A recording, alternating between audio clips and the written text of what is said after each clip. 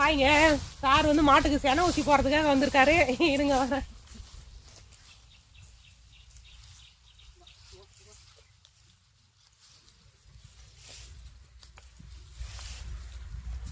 கிட்டவா கிட்டவா கிட்டவா என்ன வரேன். இப்படி வந்துருங்கண்ணா. இருங்க இருங்க, நீங்க இன்னும் தெரியாம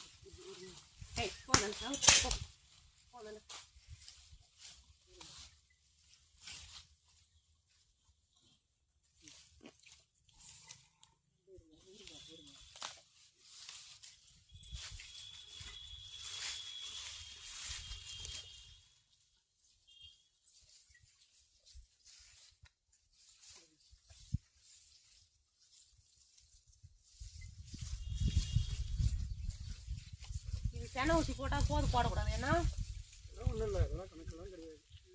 போது எல்லாமே போடலாம்ல. போடலாம், அதெல்லாம் ஒன்றும் கிடையாது. பண ஐட்டங்கள் மட்டும்தான் போடக்கூடாது.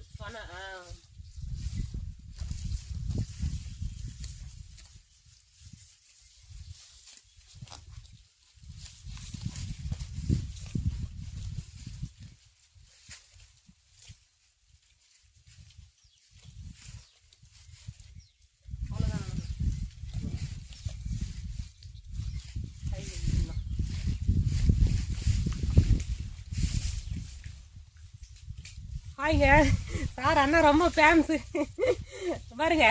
ஆட்டுக்கு மாட்டுக்கு கோழிக்கு எல்லாத்துக்குமே சொன்ன உடனே அடுத்த நிமிஷமே வந்துடுவார். மூராப்பாளையம் தானே நீங்கள்? மூராப்பாளையம்.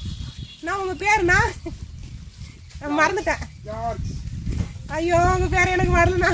நீங்கள் சொல்கிறது எனக்கு புரியலண்ணா. எனக்கு பாருங்க, உங்கள் வீட்டில் ஆடு மாடு இருந்தால் சொல்லுங்கள், அண்ணா அடுத்த செகண்டே வந்துடுவார். அதாவது 5 வருஷமாக பழக்கம் அண்ணா, புரியுதுங்களா? எங்கள் மாடு ஒன்று சாப்பாய்க்கு இருந்துச்சு, அண்ணன் தான் வந்து காப்பாற்றினாரு. டக்குன்னு பாரு, இப்போ வந்து ஊசி போட்டுட்டாரு. சில பேர் வந்து கோது போடக்கூடாதுன்னு சொல்கிறாங்க. ஆனால் அண்ணன் வந்து அதெல்லாம் கோது போடலாமா அப்படின்ற மாதிரி சொல்லுவாங்க. அதாவது 5 வருஷம் அண்ணன் வந்து பழக்கம் நமக்கு. டக்குன்னு வரேன்னு சொன்னால் டக்குன்னு வந்துடுவார், அவ்வளோதான். சில பேர் வரேன்னு சொல்லிட்டு ஏமாத்திடுவார். நமக்கு வந்து அண்ணன் தான் பக்கத்துலன்றதால. இருங்க வரேன்.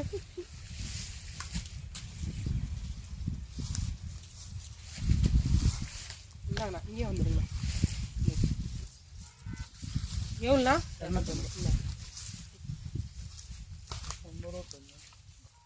இந்த 50 ரூபா இருக்குண்ணா. இந்தாங்கண்ணா. அண்ணா ரொம்ப பிஸிங்கப்பா, ஒன்றும் சாப்பிட கூட இல்லைங்க அண்ணா. சரிண்ணா, ஏதோ சொன்னதும் வந்துடுறீங்களே, பரவாயில்லண்ணா. அதால தான் 5 வருஷமா அவங்கள வந்து விடுறதே கிடையாது. அண்ணா சொன்னதும் டக்கு டக்குன்னு வந்துடுறீங்களேன்னு சொல்லிட்டா. சரிண்ணா, சரி பார்த்து போங்கண்ணா நீங்கள்.